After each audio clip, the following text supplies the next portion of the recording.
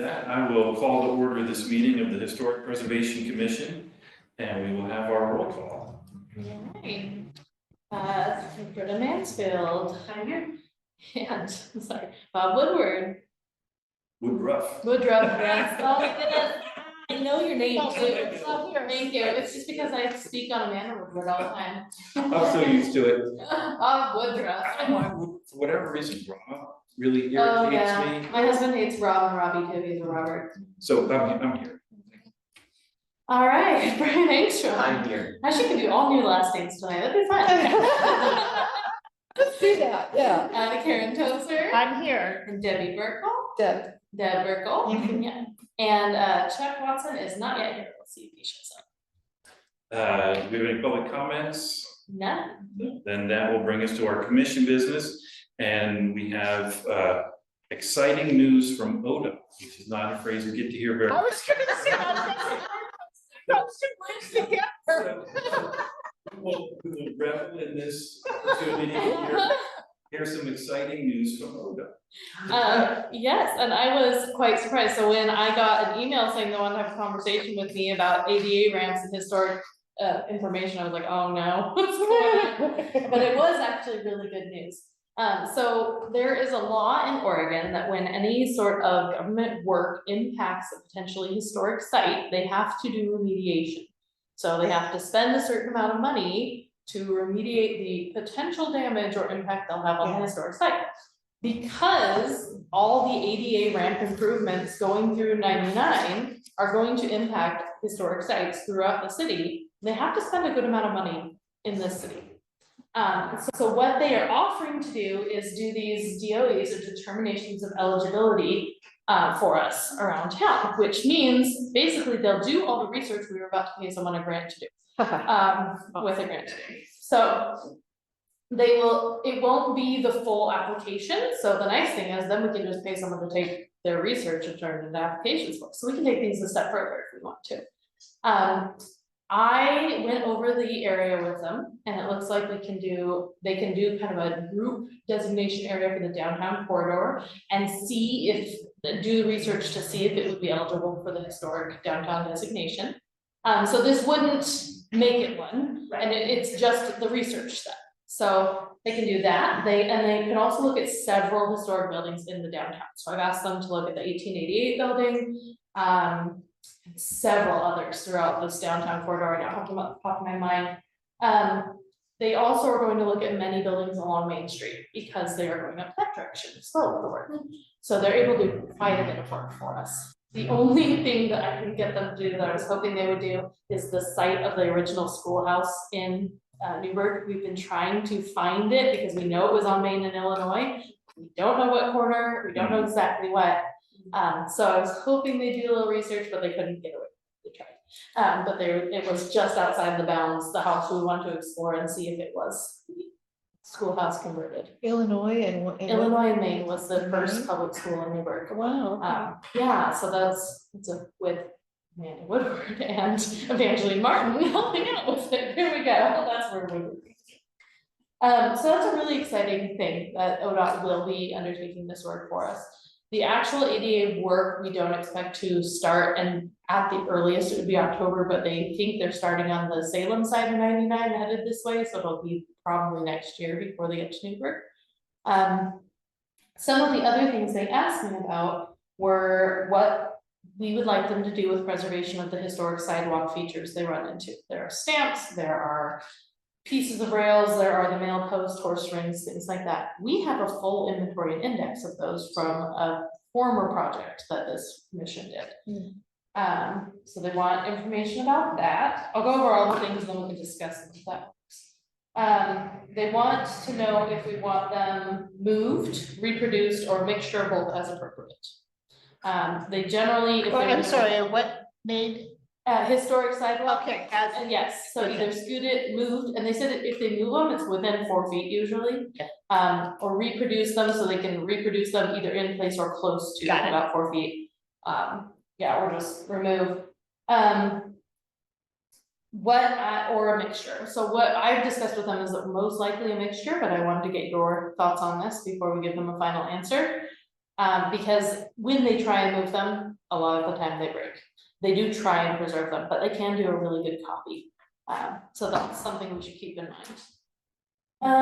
The next thing they asked about was the caution curb colors. So the curbs can be painted several different colors to show caution, and in downtown areas, sometimes they can move away from the bright yellow, caution yellow.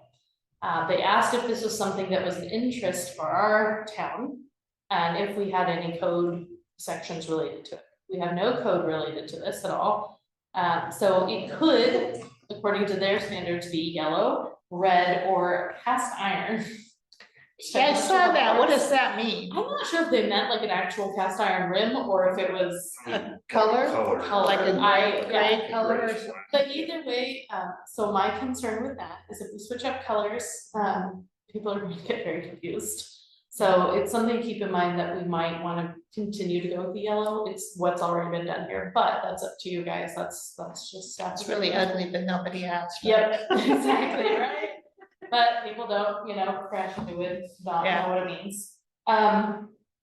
The next is the railroad and electric rail pieces that they may encounter on their work.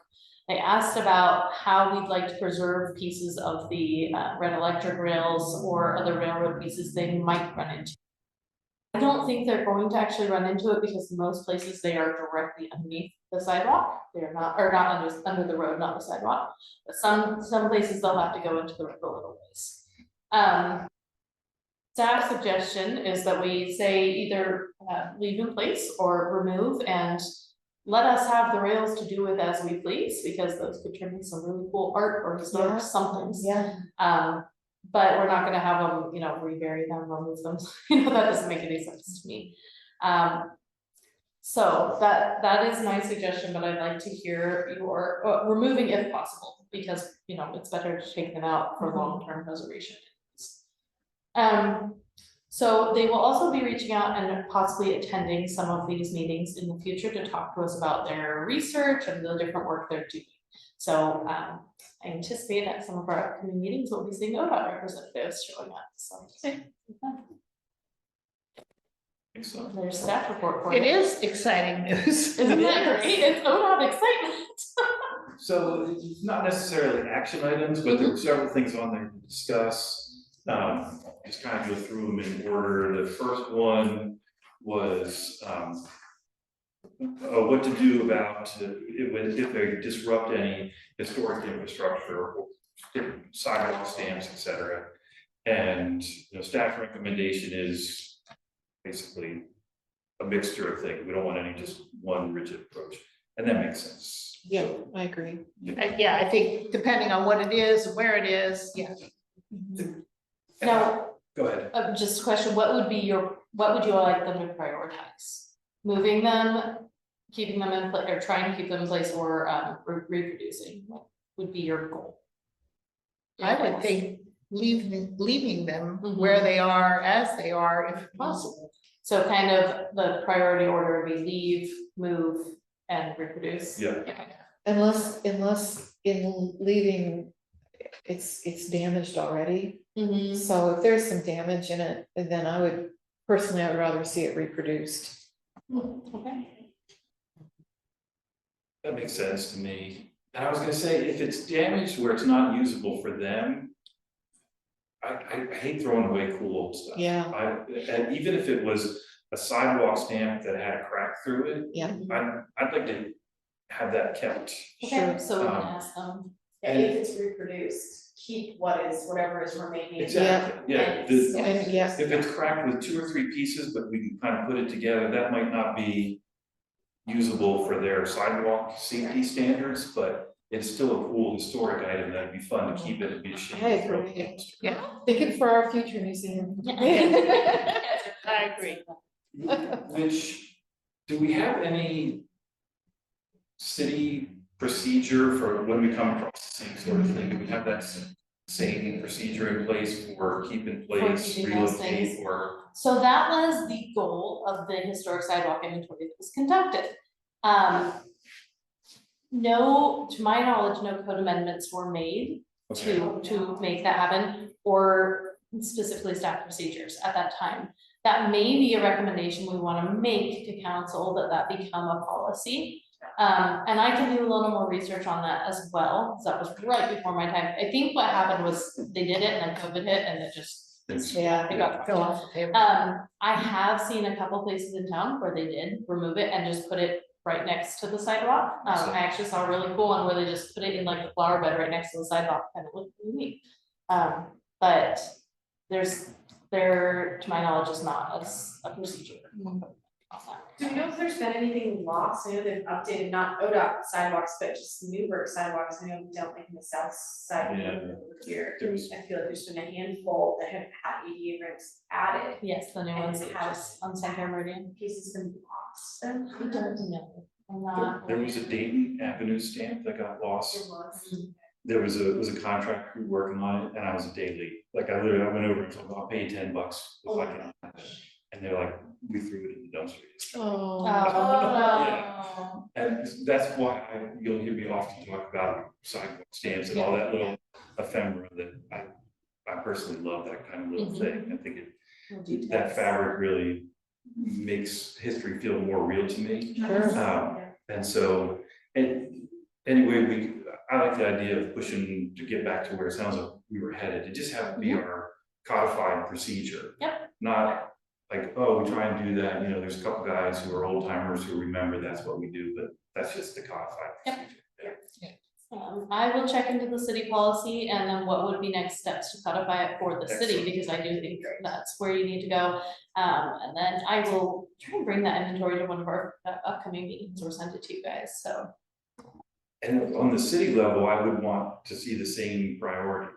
Keep it in place if we can, relocate it, reproduce it, and keep the pieces. Smart idea. Okay, then, the curb color. We had one comment about curb color. Well, I mean, I'm not talking about it in the perspective of historical preservation. I just think in general, it's really ugly. But I also get the reason behind it, and I think that maybe whoever said, you know, it might be more confusing to change the color is probably right, probably consistency in this case.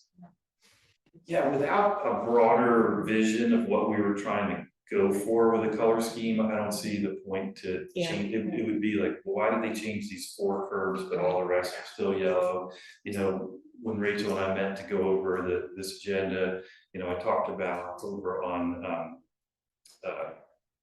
by the high school, the work they did there and all the green paint, which I love bike infrastructure. I ride my bike to work, but that one stretch of road, is at Douglas? It's Elliot, yeah. Elliot, it looks like it belongs in a different town. Yeah. And so I don't wanna do that here, and it sounds like, just because they paid, like, if down the line we wanted to, we had a vision, we had a color scheme, Move that we direction. could do that, we have that flexibility. But then probably need to be consistent within But yeah. Within the that's- district. You know, like, if we ever went for a historic district designation and we had a really clear vision of color palettes and infrastructure, yeah, then it would make sense. Yeah. Questions, is this is looking just at sidewalk improvements? How will any of this work be impacted by the whole change 99 layout that's been proposed slash Well, approved already? yes. Like, where is that? So How is that- gonna impact this? I feel like, why not take the 2 things at once? Like, and maybe that's something for this commission, like, we Yeah. know there's big change coming, maybe we don't know what it is, but let's think about this very much. Okay, so new kid on the block, they're really talking about changing 99W? Yeah. Yes, so there are some updates coming, and I just read the final report this afternoon, actually, right before I came here. So the changes are not as significant as you would think. There are changes for, well, they're significant, but they're not going to affect the sidewalks as much.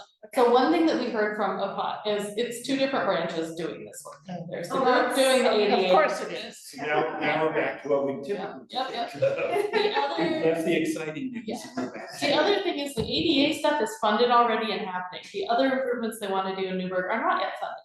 Okay. They're just making a plan.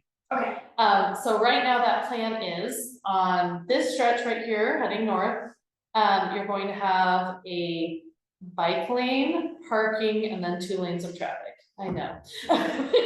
Read your thoughts here. And then on the other side of 99 heading southbound, from the outside, you have parking, bike lane, traffic lane. So they're bringing it down to 2 lanes of traffic, putting in more parking and putting in a bike lane. But parking only on one side of each street? There will be parking on one side of this street and I think it's still gonna be on both sides of that street because there is parking existing already. I can double check that too. That way while I'm riding my bike, I won't get snagged as someone's Yes. coming out of their parking spot. Mhm. Yeah, they won't hit you with Well, bullets, it's just so different. but when they open their doors. I've seen it work both ways, so we'll Oh, see, yeah, I know, there's pros and cons to everything, right? The reason, and the protected bike lane, they're hoping to put some sort of raised bumps or something like that too, so the cars know when they're moving into the bike lane. So there's pros and cons to that, of course, so that's the plan for the downtown area, including also some lighted pedestrian crossings at School and Washington Streets, I believe. Good. Yes, and then the other part of it is out on 219 at Church Street and 219 and Villa and 219, putting in a new crosswalk with lights at Villa and 219. So right by Grocery Outlet there, and then putting in eventually there'll be a full roundabout at the Church Street intersection. And currently they will just update the flashing lights that are there so they're a little more visible. And repaint all the stripes, so, and make it ADA accessible as well. So that's the plan they've made, they've got a short-term and a long-term plan. It's Church Street. So that is 99. Church Street 99, so right, like behind Walgreens. Walgreens, Oh, with right. breakfast is right there, and the Episcopalian Church right there, yeah. So, Certainly for the folks who live in that neighborhood. Yeah, it's real sporty trying to get out of there. oh yes, I drive it a few times a week and Yeah. it can be challenging, and I know others who drive it every day, so. I'm still concerned about parking on only one side of the street. I don't know how that increases the parking. To Yeah. me, it cuts it in half. Yeah, I'm not sure about how they're gonna do that. I can double check and make sure that see what they're thinking about. The biggest thing they're talking about is improving bike infrastructure. That's the biggest change to this, and reducing the lanes of traffic through the downtown. They think it'll reduce noise and make it more pedestrian friendly downtown, make it more walkable downtown. Pros and cons. Is that presuming that all the trucks and stuff will use the bypass? Yes. Okay, all And right. the phase 2 of the bypass is underway. Yeah, no, So I know that is that. I'm happening too. very aware of that. But yes, and we've been having conversations, it was brought up at a current city council meeting, the mayor's asking if there's any way we can push trucks onto the bypass more, get them out of the downtown All right. area. Because you'll feel every time one passes Oh, this yeah. building, the whole building shakes, so. Anyways, we're coming up with, color propositions and trying to think about, especially the red electric line, like that's not necessarily gonna be affected by this project, but by future projects, making sure that our desires that we develop them every time, so it's downtown. That's a great. Gosh, I'd love to see the electric trolley put back, wouldn't you? I mean, that'd be so cool. Which brings us to talking about red Right. electric lines, and if they were to impact any of those lines, what we would want them to do.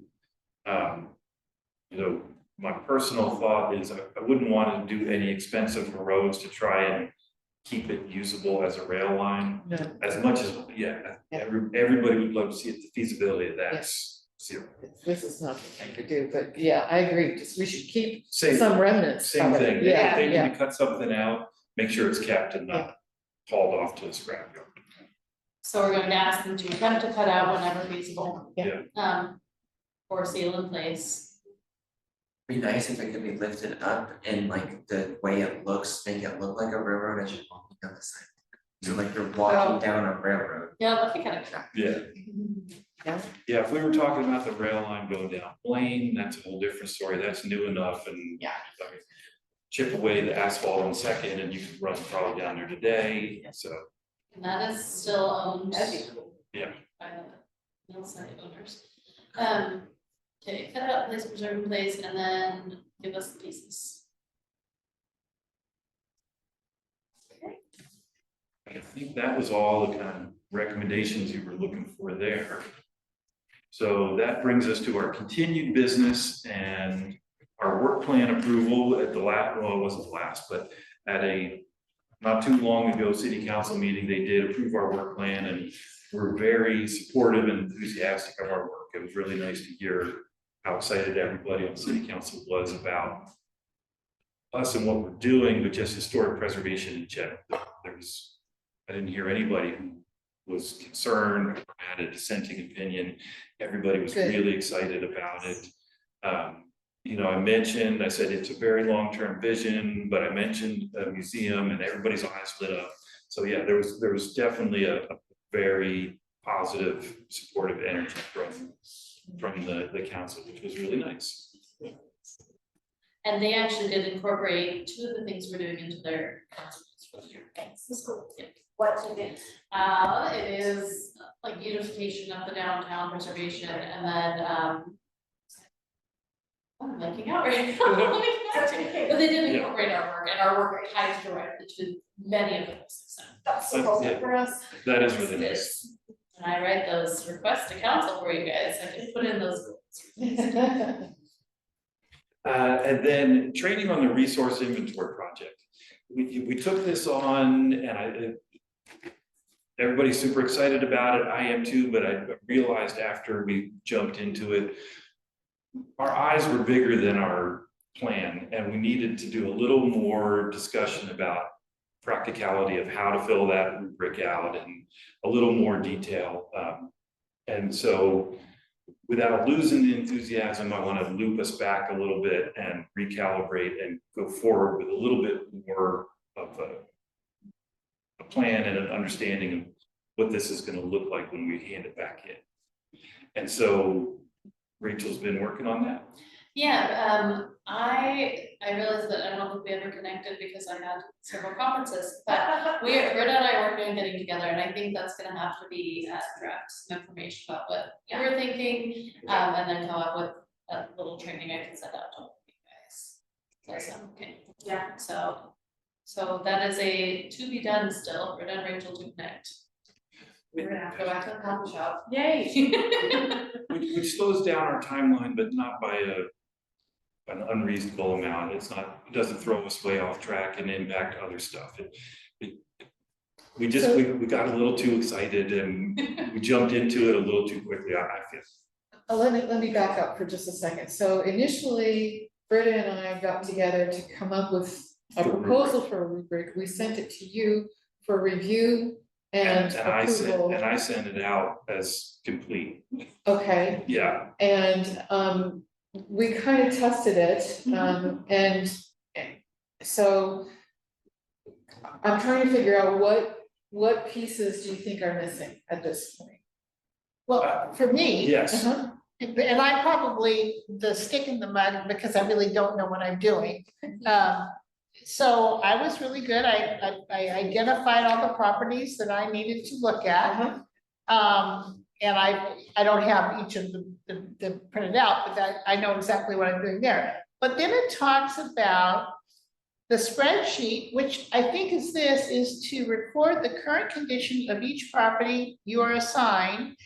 And then it talks about categories, and I'm just mystified, I don't know. The categories were in the spreadsheet that were with the rubric.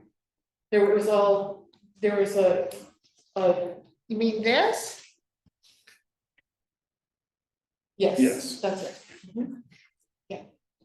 So there are categories there, and I do realize that the categories leave something open to interpretation, right? Because when I went through and I filled it out, I was like, well, in my opinion, you know, and so I realized that that's a little loosey-goosey and that definitely needs tightened up. And I agree that we can go back and like retrain or come up with a completely different process that might be tighter and allow us all to be on the same page, and I'm fine with that. I was just trying to figure out where the process broke.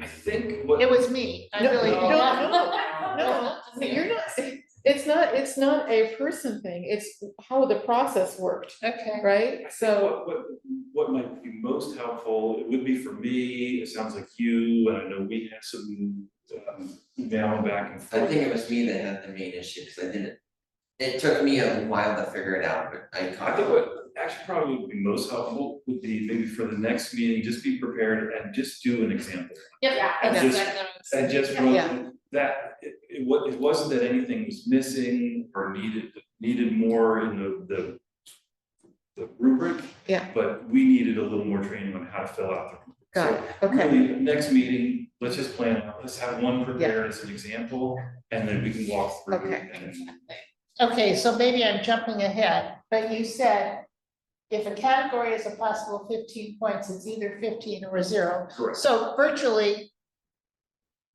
the vast majority are 15s. Yes, So, okay, in a way, it's kind of, it feels a little skewed, but remember, we're working off of the historic inventory. right, So everything's already kind of been, not kind of, everything's been identified as historic, so most things are gonna score really high. okay, all right.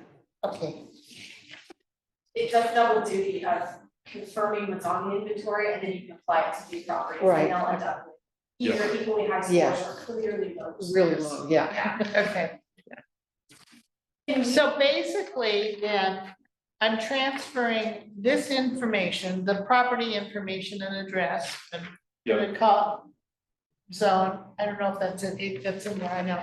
And then doing a final score here for each of those items, Correct. okay.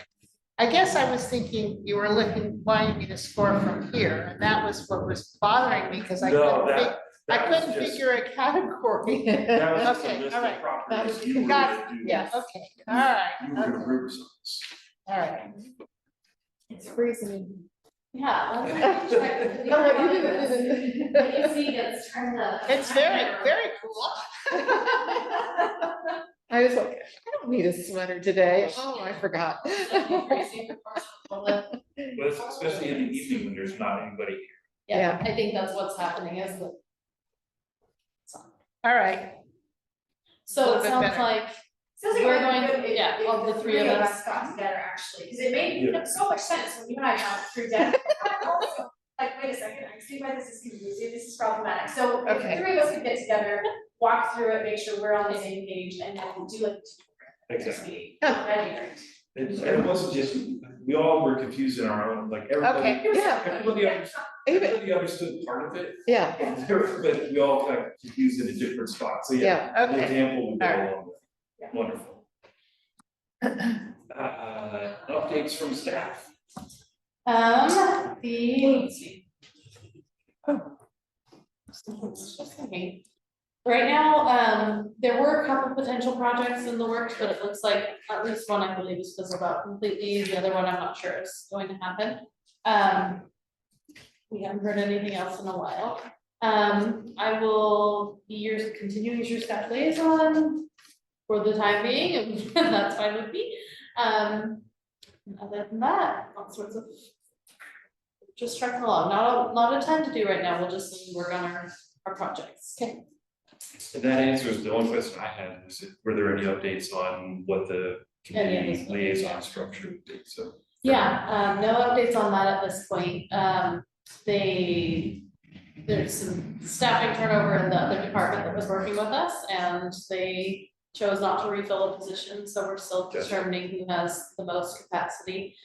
For now, I can continue to work with you guys, but I'd love to have staff with a little more capacity to work with you guys on this, because as you know, I'm pretty swamped, so. And will there be, is there gonna be any change on who the council represent, like, I know Robin wasn't here tonight. Robin is still the representative. Okay, I didn't know whether that.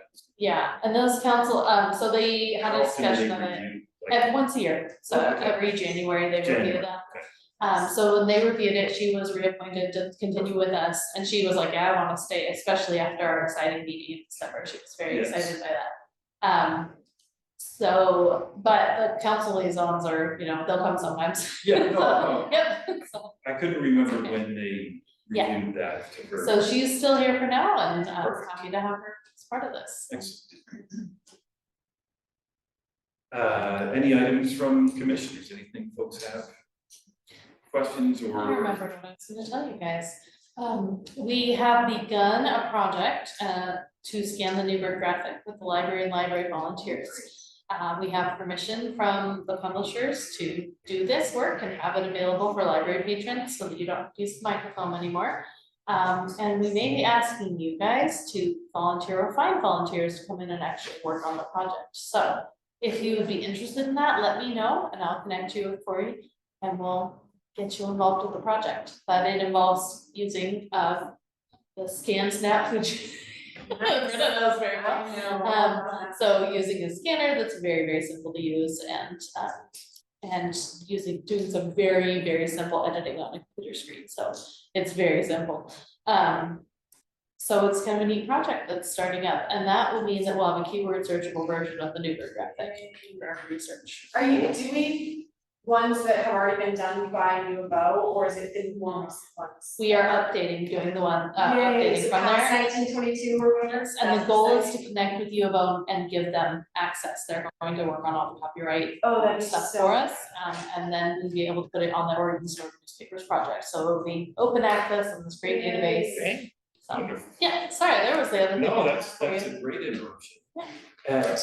Any idea, might not have a good idea since it's volunteer driven or timeline? I do not. They're just getting started with the work and planning right now. I went over and taught them how to use the scanner the other It's day, hard to but know it's a how library quickly driven. folks will be in the process. Yep. And each volunteer is gonna have their own Yeah, pace. They are gonna fill in some gaps from what's available right now is through 1923, and there's gaps earlier than that. Okay. But we found some, because George Fox found them in their collection, so. Great.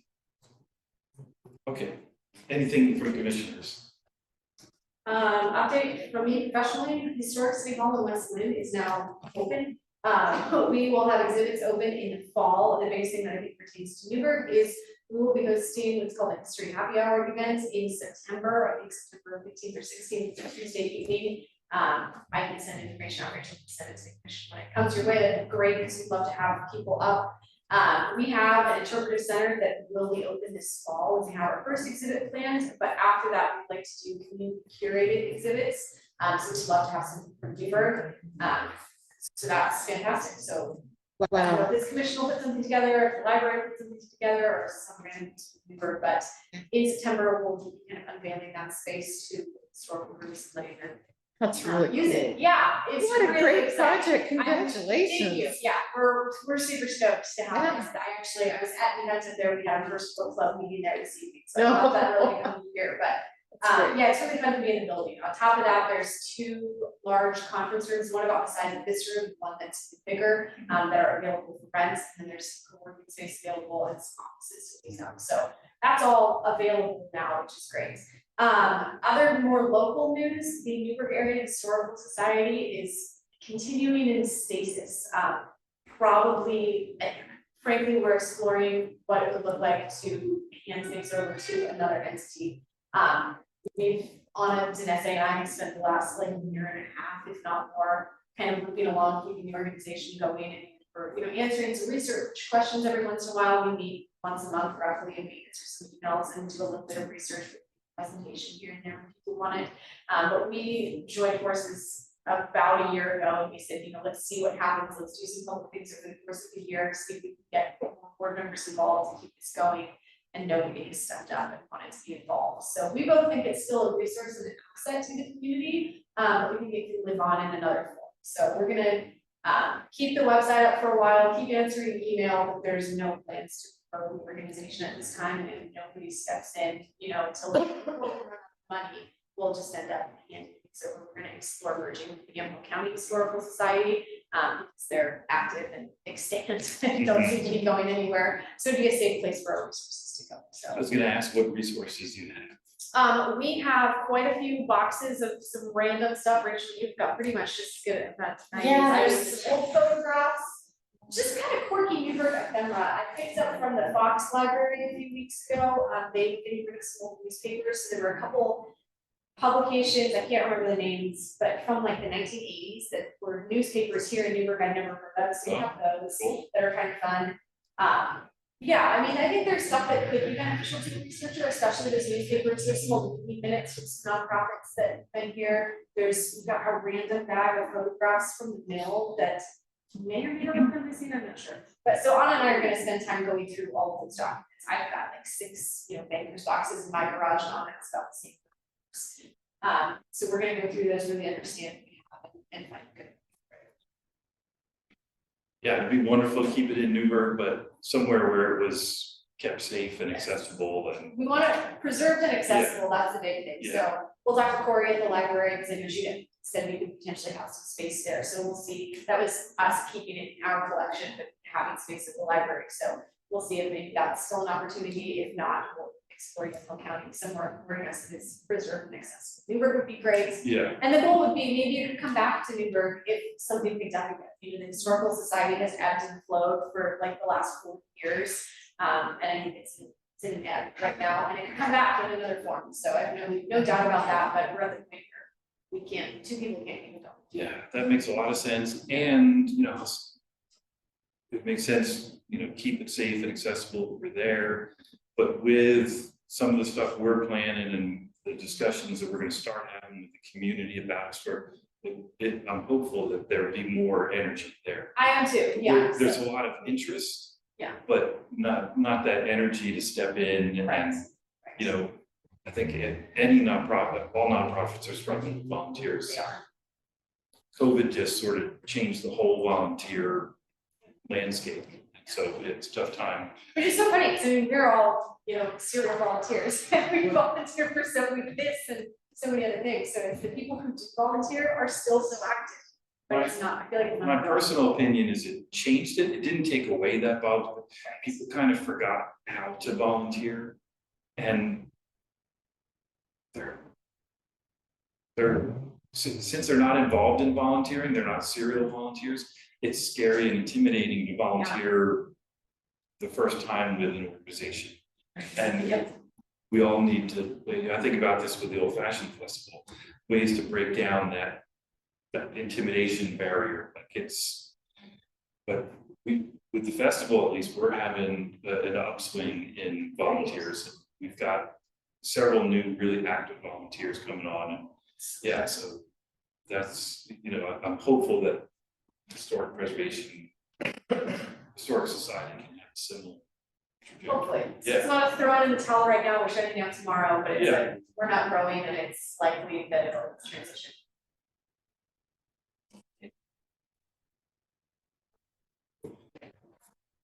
Well, with that, then, I think that covers everything for tonight. That was a pretty efficient and interesting, we Yeah. didn't produce a whole lot, but we covered some good materials. So I will adjourn the meeting.